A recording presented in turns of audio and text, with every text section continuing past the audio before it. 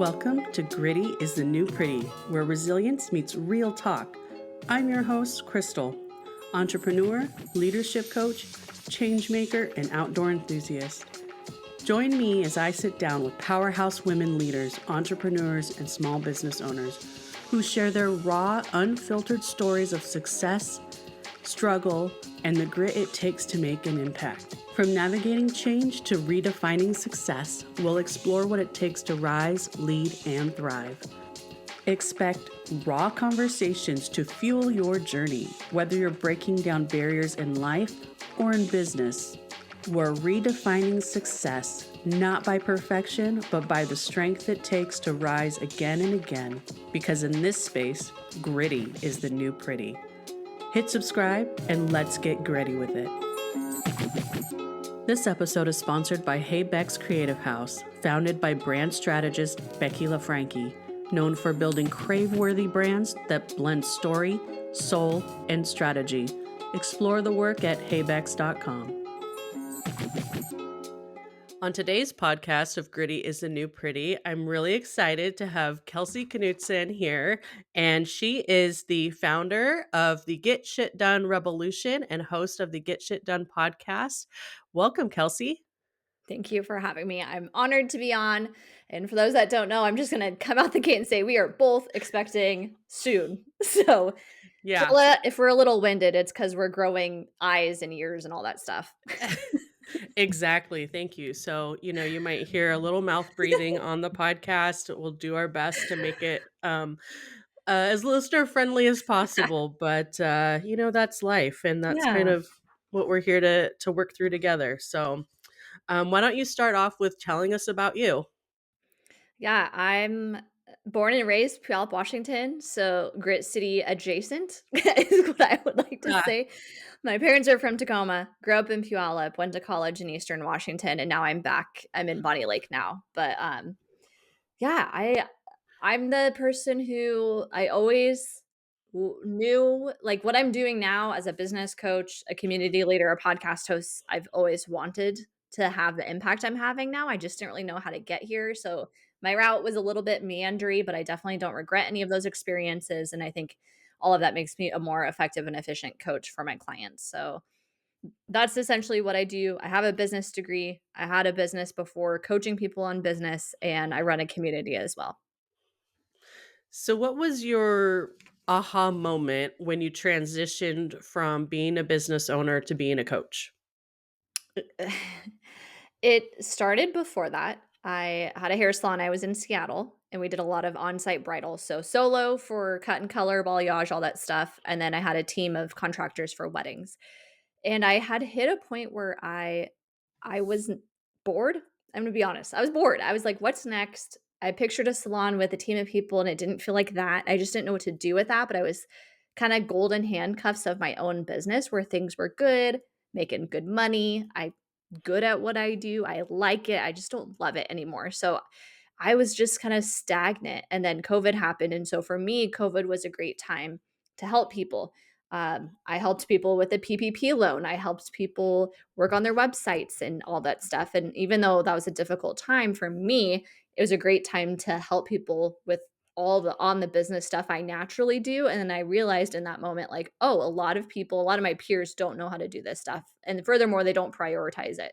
So once I was able to help people in that moment, just because we had more time and capacity, then it became, I really want to keep doing this. How do I get out of the hair world? And when we were able to open back up, I remember being like, I don't really want to go back. But I have clients and I have bills and all that stuff. So that was when I got the first itch. And then I gave myself until my lease renewed. And I just said, this is the deadline. You sink or swim. I got to figure it out. Wow. Did you feel nervous or scared? What was that feeling like for you? I think I already felt that before. I've always been the person where like I see the vision before others. Like I'm not afraid to take chances. I can think back to in high school, I tried out for cheer. I was always a dancer, and our dance team at my high school was, no offense, Rams, but not good. And so I was like, but I wanna do an activity, so I was like, "I can figure out cheer," and I just, believed in it, tried out for Mhm. varsity. I knew nobody, I wavered into my high school, I was awkward and gangly, and I made the team, and so I've always been someone who, like, believed in the vision before it came to fruition, so that's normal for me to, like, jump and take risks. On the business side of things, it was like, I could always walk a dog. Worst case scenario, I closed my hair salon. I could still do hair on the side. I could still do weddings. I always Mhm. had this in the back of my mind, like, I'll find a way to hustle if I have to, but I won't know if I love this unless I go for it. So for me, I think that's kind of where I was at that point. And then, I mean, my now husband, but boyfriend at the time was, I think at that time he was in school, so I was providing for us. So there was definitely a financial stressor of like, girl, you got to figure it out for not just you, but for both of you. And I think you make some good decisions in business when you have to make it work. I think there's a lot of value in that grit and that experience. And like, Mhm. you don't have time for the BS, you don't have time for the distractions, you have to focus. And I think that that benefited me long term. Yeah, I think that the the ability to be able to land on your feet is something that a lot of times we like women underestimate our ability to do that. And we may stay in situations that are difficult, or we're really scared of taking that financial leap. Obviously, you want to think about how you're going to feed yourself and provide and do whatever you need to do to survive. But at the end of the day, I think so many times in our lives, we actually land on our feet and we come out at the end better, and there's more glorious things waiting for us. And so I think that's a really great message just to remind women about, is that you can land on your feet and there are options for you. And sometimes you just have to go for it. So I love that story. Yeah. Um, so tell us about the podcast Getting Shit Done, and why is it called Getting Shit Done? Well, it used to be called When I Grow Up, and Oh. it was actually right just after the initial COVID stuff had happened. I don't know, those in Washington State and, like, Seattle specifically, it was, like, a heavy, dark time, and I just felt like I was carrying the emotional weight of so many people, and so for me, it was actually my response to things at that time that were just dark and heavy, and humanity, like, hated each other, and it was just polarizing, and I was like, I feel like what's missing is just all the examples of what could be. And like hearing different stories of like what does success look like and how success for you can look different than this person. Maybe your upbringing is this way and this person's culture is that way. And like we all kind of find our way. And so for me, it was like kind of a battle cry during that time of like, here's all these diverse stories and perspectives and definitions of success. And like we can learn from each other, we can grow together. I think there's so much value in having examples in your life, and so I wanted to be the platform that provided that, and it served me well. Episode 1 is my story, then 2 is my dad, who was a diversity hire as a police officer in the '90s, and then my mom, who's a flight attendant who also has diagnosed mental illness, and so it was a really special time, but in the beginning, it was just, like, podcast therapy for me that I got to share with people, then it turned into a funnel in my business, and then it just felt like I had outgrown that, and I was putting all this effort into a podcast that didn't really align with what my business was Mhm. anymore, so the rebrand happened when I really sat and thought about, like, what is the point of this podcast, and it had changed, my goals with it had changed, my messaging had changed, and the Get Shit Done is because I am very, very, very much annoyed when people have big goals and dreams and they just sit on them. And sometimes, like, they actually people are content. Like, some people are just content, and that's cool. Like, that can be your vibe. But if you have big goals and dreams and you're growth oriented, it takes the work. It takes the gritty. Like, I love the name of your podcast too, because it's like it takes the messy, the action, and all that stuff. And so I kept finding myself just being like, just you just gotta get shit done. And I kept saying it over and over again. It's a terrible name because a lot of other people use it for other things. It's not unique at all, but it couldn't I couldn't stop saying it, so that's when I knew it was the one. And so, yeah, when I coach people, I kinda just say, like, I'm very tactical and actionable. Like, those are the 2 things and systems. Like, those are the 3 things that Mhm. I'm known for. I've learned that over time working with more clients over time, and then with the podcast, it was like it was time to bring the podcast up to speed to my business. So that's what it's about, and that's how that came to be. Yeah, getting shit done. It's something that I value because I'm very actionable as well, even before I have a plan. And I think I have a plan in my head a lot of the times. I'm very good at playing things out in my head without writing them down. And I just know, like, I'm focused on it and that's the direction I'll go. But I just notice with other people, sometimes they do struggle with the actually taking the actionable steps to get to where they need because of whatever reason, whether it's fear, whether it's discipline. And I feel like discipline is it's a word that has a negative connotation, but it has such positive outcomes if you can just stay disciplined and get stuff done and check those things off your list and make a plan. And so I like it because I think there was also a time where people were sort of counter arguing like the toxic productivity. And so there's a balance there, and I'm curious, how do you balance, like, toxic productivity or meaningless productivity versus meaningful getting shit done tasks?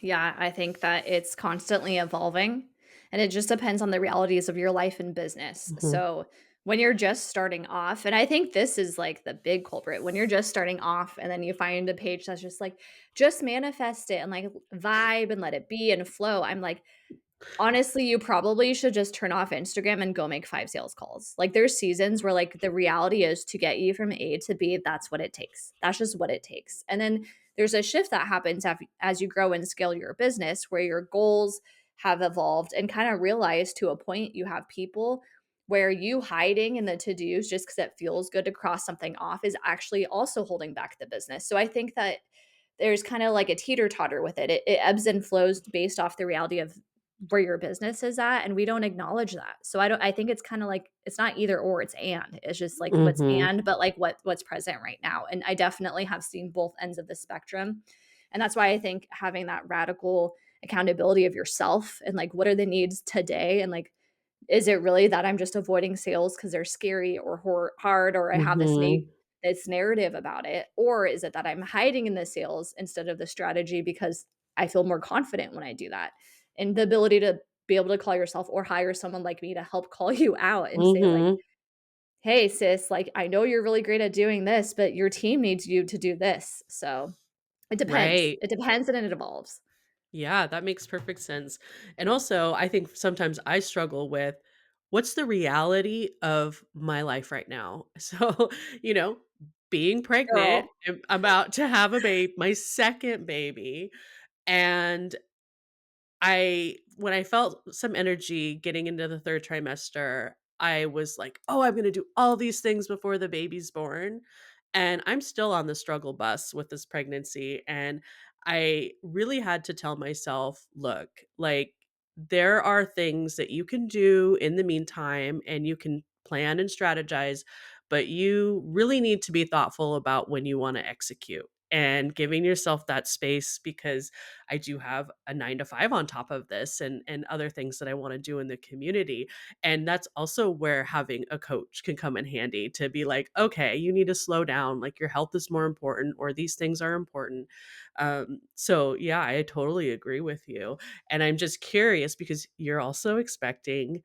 How are you adapting to, number 1, like, planning for your time to bond with your baby and, changing things around with, how you do business with the pregnancy coming up or the birth coming up? That's a good question. I I'm such a planner. Like I live by my calendar. I don't know if you're into human design, but I'm new to the club and I'm a projector. And so I my brain is systems. I live in systems. I love structure. I love structure with the space to create. Like if like the need to do's are in an organized fashion and then I have space to create and play, like that's my optimal world. I'm very aware I'm entering a new club. This is my first kid. And for me, it's very much reverse engineering of thinking about like, how do I want those first? And I'm doing 12 weeks. Like, don't Mhm, even look at me. Don't even make eye mhm. contact. I am not available to Good you. for you, you And should. I really set that up and then worked backwards. And I work for myself. And on top of that, like, Yes, my husband has a job, a career job. My end goal, I was like, I want to be able to fund my own maternity leave without having to like impact our family dynamic. And so, what's the math that has to support that? How much do I have to pay to then qualify for those financial needs? And then if I have to make X amount, my business has to bring in X amount. So it working backwards that way gave me so much like clarity. And then it was ownership of like I had to make some cuts, I had to make some changes, I had to make some sales, and really setting things up with that end goal in mind. And then on the other side of it, not being afraid to ask for help, which I'm terrible at.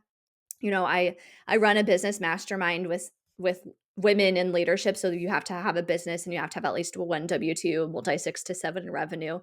And I wasn't going to do it this year because we were family planning. And in fact, I had a loss before this one, so this story is a Mm, little bit longer than this initial version, if that makes sense. And yeah. so all that to say I wasn't gonna do it, and one of my members was like, "You're crazy. This is a great program. We will help you. Like, Mhm. whenever you're on your leave, like, we can take over." I'm like, "You would pay me money to be your coach and then step in when I'm gone?" Like, that can it can be like that, and so that one interaction who and this person doesn't even have kids, like, that one interaction just gave me the confidence too to be like, "I don't have to give it all up, but, like, how can I set things up in a way that's, like, a win-win, where it's I feel ethical and like I'm doing a good job and providing a Mhm. good Mhm. service, but also I'm getting the support where needed too, and the working backwards and asking for help, like, it's just been those 2 things over and over, and then similar to you, like, really iterating on, "Okay, a plan is cool, but, like, how do I feel? And if I can't Mhm. execute it at the level that all this needs to be, then maybe I need to make some adjustments," and I have kinda revisited my plan pretty recently for the year too, just to clean it up, simplify, and give a Mhm. little more breathing room. Awesome. Yeah. Thank you for sharing that information, and I'm sorry for the We'll struggles report that you've back. gone through. Yeah. Oh, thank Yeah, you. let me know how you're doing 2 weeks into, having a newborn because that is, like, the most difficult. That's for me is the most stressful time that I'm dreading because you're just 0 sleep, and, um, I had a hard time nursing, and hopefully, you don't have a difficult time because it's just like you're a zombie. You don't even know you don't even know what's going on. So, but it is amazing and it's so worth it. So you're gonna love it. It's just take care of yourself, give Yeah, yourself some yeah. grace. Um, okay, so back to business.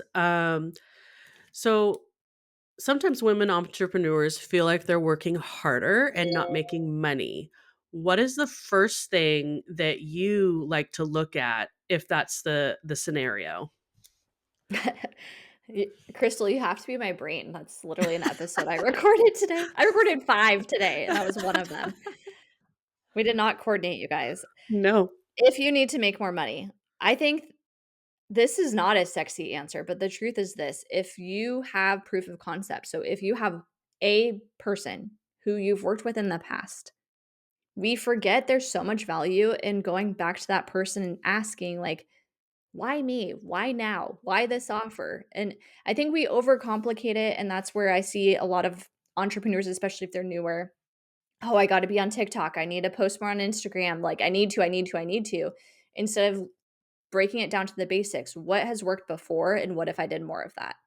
But the caveat to that is also if that was not like a quality client, like you did the work, you got paid, but you didn't love working with them, there's also value in that because that can tell us, okay, if they found me via I don't know, like a Groupon, for instance, if you're the service-based industry and they found you on a discounted service, then maybe we actually don't wanna be on that platform just because it worked and it didn't work right. That is very informative too. So, I'm a big fan of, like, what is currently working? What if we double, triple down on that before we Mhm. add new to the mix? And then the other thing is separating out when we're thinking about social media specifically, we kind of wrap it all into one package. But oftentimes, if we're struggling to get those consistent sales, it's one of two things. Either we have a marketing problem or a sales problem. A marketing problem looks like you're hosting a course, you're offering a service, you have a workshop, a webinar, whatever your offer is, and no one's talking about it, no one's signing up, no one's like interacting whatsoever. That means the messaging is off. Maybe you're not talking about it enough. That can be solved through marketing. If they're interested, but then they're not buying, that's a sales problem. And if we separate it out, then we can go seek solutions that attack each of those problems because they're different. But what often happens is I'm posting on Instagram and it's not working. And it's like, well, let's Mhm. dive a little deeper. Is it like people are into your stuff, they're just not hopping into your offer, or is it they're not seeing your stuff at all? Mhm. Yeah. Mhm. Yeah, I think that sometimes I feel like there's so much focus on Instagram and visibility that we tend to forget about the back end things that we need to do to build trust with people. Like it's not just social media, right? There's No. other Yeah. ways that you have to connect with others and build your brand or your trust in you as a coach or as a leader. And, you can post reels all day long, but, if you don't have things to bring to the table that are of value and that are what they want to learn from, that you could struggle. And so sometimes I just wonder, like when I'm watching some Instagram accounts, just like I wonder what do you really do? Because I don't have time to do Instagram now. That's just a whole nother thing about me, right? But I think it's something just to keep in mind as you make your plans and as you work to partner with others as well. Just like, where are they putting like their efforts and their time and energy into? Yeah. Mhm. Yeah, totally So agree. many women, and I'm not anybody really, can struggle with delegation. And how do you advise your clients that might be struggling with delegation? Because usually when we start off, we're doing everything. We're doing bookkeeping, we're doing the marketing, we're doing the back end stuff. How do you empower women to take that next step and delegate and feel confident in that? Yeah, I think it starts with knowing the why first. Like whether you have a team already and you're trying to take or be more, I don't know, efficient in how you hand things off to them, or you're considering bringing somebody on. Why? Like, why do we have this team? What is the goal? What is the vision of that business? If you don't know where you're headed and why, and your team also doesn't know that, then the how becomes very convoluted because it's not attached to anything emotional. Simon Sinek's start with why is such a simple concept, but it Mhm. still rings so true. And I always start with that. Like, if you can't articulate to me as your coach, let alone your team, like, here's where we're headed, and here's the reasoning behind that, and here's how we make decisions, and here's what's true to our brand versus not true to our brand. If you can't articulate those things, then the rest really doesn't matter. So I think it starts with that. And then on the other side of it, then it's becoming really crystal clear on what stuff you actually are the best person for. And that changes Mhm. as you bring people into the mix. It's like just because you're the best hairstylist doesn't mean that's the best use of your time long term, fitting into the big picture vision. And oftentimes I see business owners and leaders hide in what they're good at because it feels good, and they don't know what to do with the rest, and so they kinda have their head in the sand when it comes to having conversations about personal and professional development with team members. Mhm. When it comes to how do I get them to not just do their job, but, like, be strategic in their job? They can't read your mind, so if you're not Mhm. communicating that that's the expectation and then training them to become more strategic, how are they gonna change? Why would they change? And so I think it's really just an awareness of you that then spills into like, okay, if these are all the things I currently do, but I have now hired Crystal to be my online business manager to help with the back end stuff, then though I could do this much, here's what I really need to focus on. So then she can handle this much. And then here's what that bridge needs to look like. When I Mhm. have a problem, I want you to bring it to me by end of day, and you bring them back in a bullet point list versus like in the moment text messages, like being Mhm. that clear. And I just see it. We start businesses, we're good at what we do, we get more clients than we can handle, we grow our teams, and now we're a leader and we have no clue how to lead. So that's my 2 cents on that. Yeah, no, that and there every organization has bad leaders. Like even if we step out of the small business world, right? And you're talking about large corporations or government agencies, which I have experience working in, there are quite often leaders, and I don't even want to say bad leaders because I don't know if they've ever had the opportunity to be good leaders. I think that there's a period of time where there were certain traits that were promoted, that we really didn't know what good leadership was. Like So I think there was some room for growth there. So I don't want to say they're bad leaders, but I definitely see need for leadership training and leadership coaching. And that's where, my role as a change manager that I'm currently in is we coach executive sponsors on how to lead through change. And you're 100% correct. The why is so important. That is a huge uh, fundamental aspect of change management. And it's the why to your team, it's the why to your peers, it's the why to your leadership, and the why to the end users that might be impacted or impacted groups. So, like in a small business case, it could be your clients or anybody that you're marketing to. They also need to understand why you're doing what you're doing, and if you make any changes that impact them, whether it's a platform interface or whether it's even pricing or whatever, any change, like bring them along in the why so they understand and they're not just like, well, I don't understand what's going on, because I mean, I know I've jumped out of things if there's a change and I don't understand it and it's not working for me, and then I'll just like be like, yeah, I'm not doing that anymore, so um yeah, it's very, very important, the why, and I love that you focus on that as well. Okay, so team delegation. What are some do's and don'ts? Oh my gosh. I I think when it and this is specific to small business. We talk about how rare it is to be an entrepreneur and have a small Mhm. business and be wired that way. We don't talk about how rare it is to work for a small business and the skill sets that are required to be a good employee of a small business, and that it's not for everybody. There's definitely some yin to the yang. There's some benefits and perks. You have probably more ownership and say, you have growth potential, you get to be done right, have more work life balance. Like there's a lot of perks to working for a small business. But what's missing often is people will write out a job description. I want someone who can do X, Y, Z, and then they also want them to be strategic and proactive, but that's not communicated in the expectations. So Mhm. then when it comes to the delegation and they say, "Hey, I want you to plan our next event," and then that person is just waiting for more approval or waiting for feedback, and then the business owner is upset and says they suck, it's that gap between expectation and reality. And I see that happen over and over and over again. So when it comes to delegating, we think we're being clear, but we're not, Mhm. and they cannot read our minds. And I find in small business, oftentimes, like you're hiring friends, you're hiring people you have a personal relationship with. And so it can be really tricky because we kind of shortcut our communication in those instances Mhm. because we're making assumptions. So the big thing is be very clear on what the expectation is and make sure you Mhm. are setting up that person for success.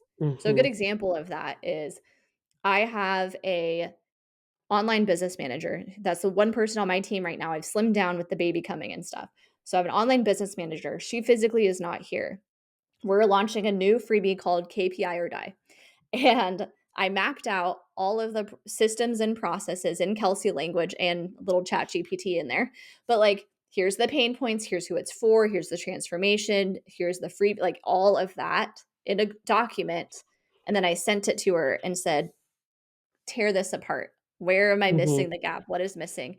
So I build it out. She looks at it. She comes back. We have a call and we go over it to make sure we're both on the same page.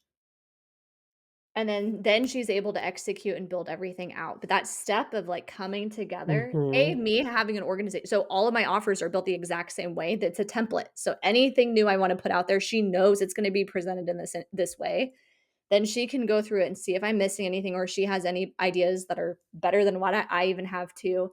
Then us coming together just allows for the execution. I don't have to micromanage. I don't have to, like, Mhm. approve and check, it's just done, and that takes extra work up front on me to, like, put it together in a way that's really understandable for her, but it's more efficient and effective because it's a clean handoff. Mhm. Oftentimes, it's like hot potato, it's like, "Oh, do this Mhm. thing." "Okay, but not like that," and then you're throwing it back and forth, and that's not the end goal with leadership. So, if you're delegating, be very clear on the expectation, set them up for success, whether that means Mhm. taking a little more time up front to be really clear, or creating a process so that they're able to just understand what's expected of them. And then if something is wrong, instead of just fixing it, so same thing, same Google Doc, same template. If I see something that she changes and I don't like it or the wording is different, I will do the suggestion features, excuse me, so she can see what changes I made versus just doing it, because part of it is that transference of knowledge. Mhm. She can't read my mind, and ideally she sees that piece of feedback and she keeps that in mind for the next iteration that we do. Mhm. Mhm. Yeah, the feedback loop is so valuable, and you're essentially training her by doing, like, and I can imagine as a small business, you don't have as much time to have maybe a full onboarding program, a full training program where, they do a week-long training and to get to the level that you might need them if they aren't there. So, having that strategic method to still accomplish your deliverables while training through communication and through using those tools really can, at least help you move faster through the process. But yeah, communication is probably, I would say, the number one breakdown when it comes to getting the performance or the deliverables out of any partner or any staff, any coworker that, I know it's like, all right, here's the thing we're doing. Let's talk about it. Let's make sure we're aligned. Let's make sure we understand why we're doing it. And then let's get feedback from, the group and see how we move forward with it. And I do see a lot of times that just go do the thing. And then you come back. Oh, that's not what I wanted. That's for me is my biggest pet peeve is not being clear and then not really giving me any clarity or feedback moving forward, and I'm reworking. Rework to me is, oh, big no. I can't stand rework. Yeah. Yeah, I totally agree. And I think too that's why I also focus a lot on teams, cuz Mhm. in the small business space, who's doing that? Not a ton of people. So I Mm-mm. will come in house and I'll say, "Okay, this is going to be painful, but we'll survive and we got coffee. Let's go top to bottom our onboarding process." And I Mhm. tell the CEO ahead of time, I say, "You need to not say anything, because we need to make sure your team actually, you think they know what they need to do, but it's crazy, just that one exercise, and we bring sticky notes, it's a whole thing, top to bottom, like all those micro steps that happen, and there's a lot of assuming going on. Oh, and then I usually wait for her to get back to me. Does she know that you're waiting on her? Well, no, because she's so busy. Well, are you communicating that?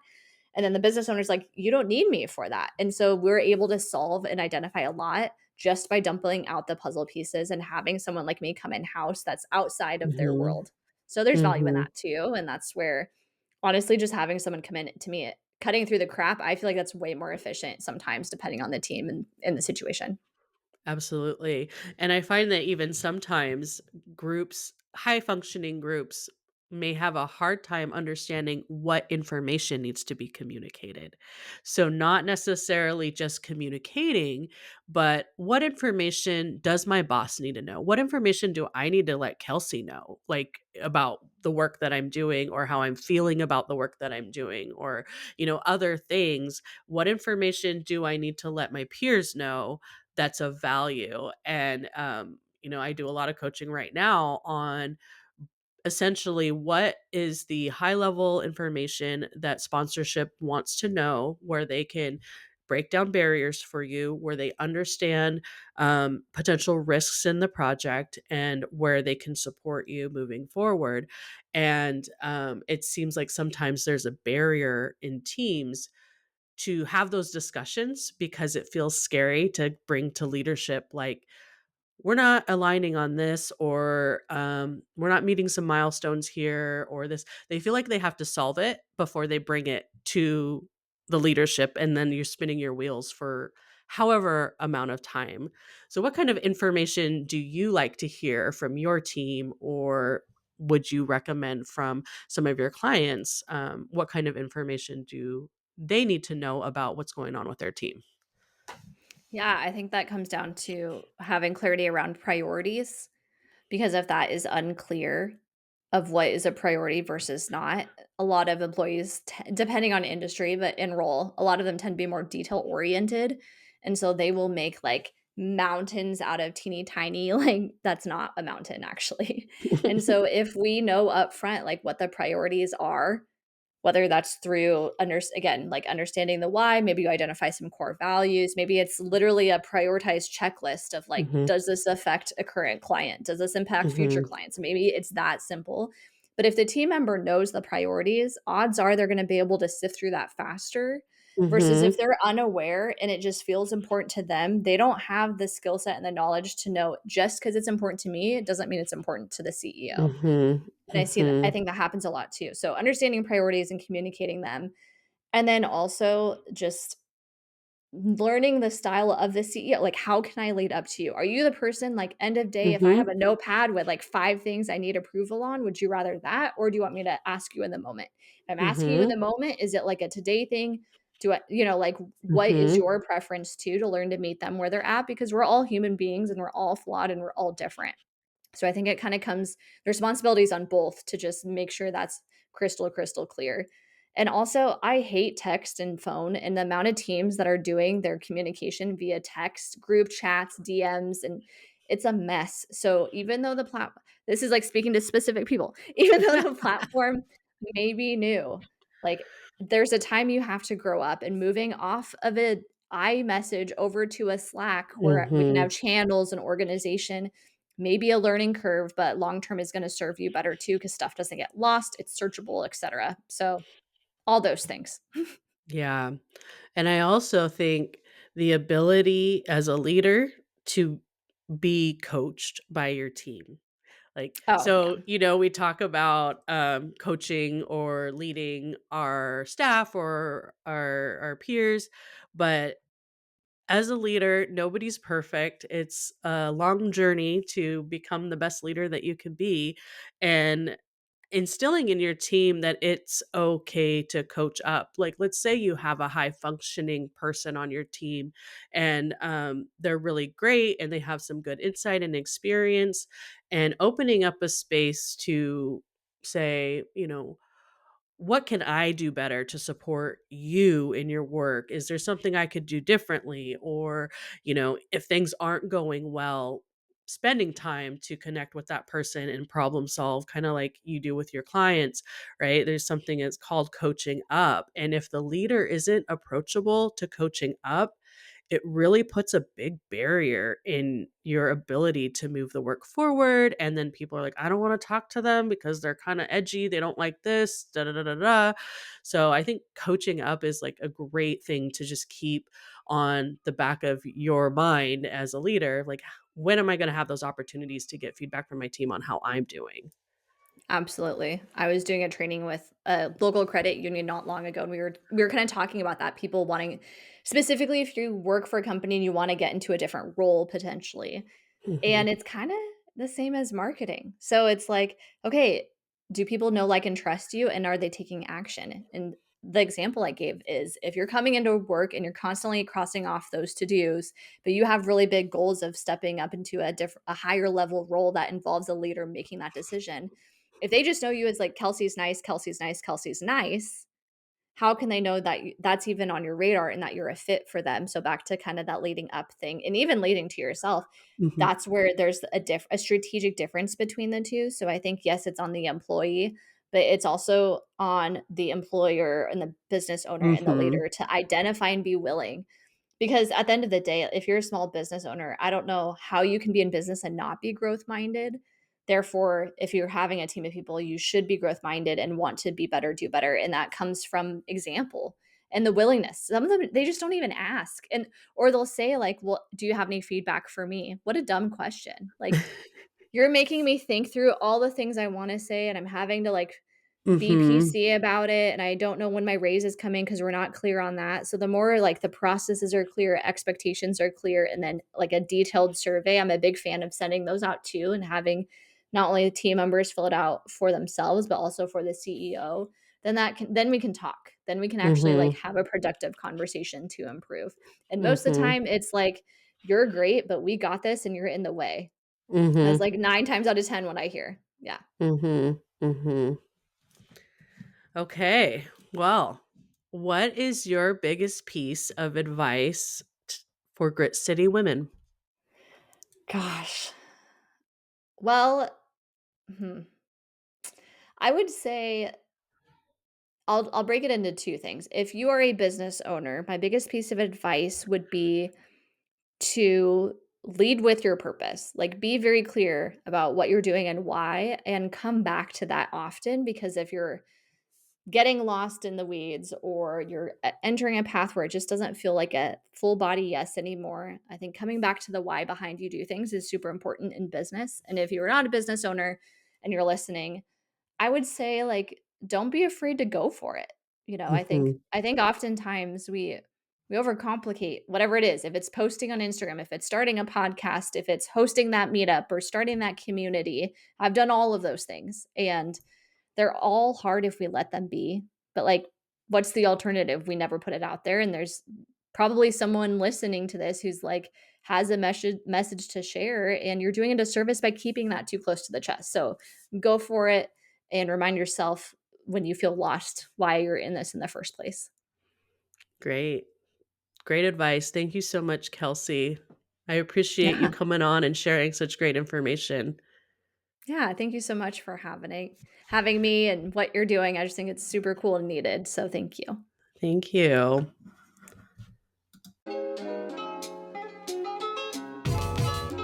Born from the spirit of Grit City women, Gritty is the new pretty carries the torch, amplifying the voices, stories, and power of women who lead with resilience, purpose, and unapologetic grit.